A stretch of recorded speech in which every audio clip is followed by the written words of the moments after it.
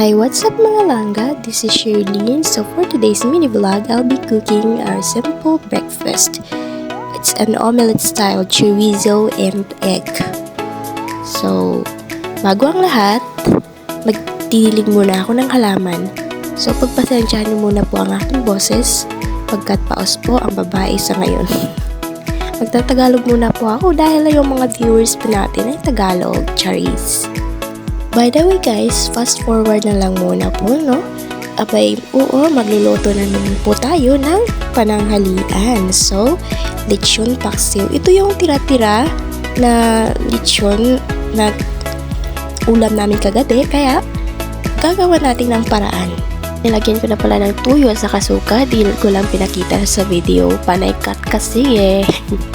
Ayan, habang binabalatan ko yung mga gagamitin kong ricados para sa ating lechon paksiw, sinislice-slice ko sila isa-isa.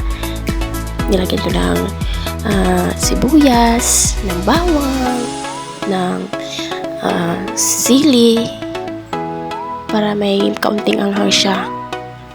Magic syrup, tsaka paminta. Ayan na siya.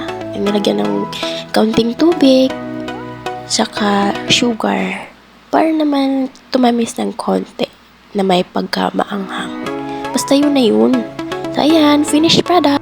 O, ayan na guys, kainan na.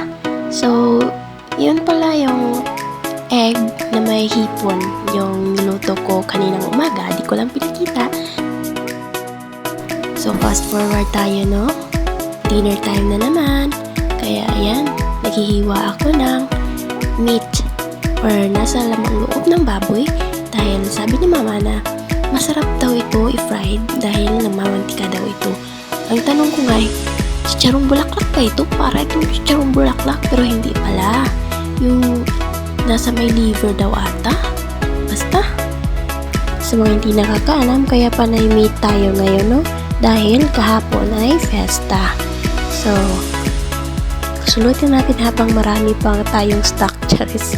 Dahil kinabukasan yan, back to fish na naman tayo, back to wedges, you know. Pero mas masarap talaga pag ang ulam natin ay isda, yung gano'n, yung may masabaw, may wedges.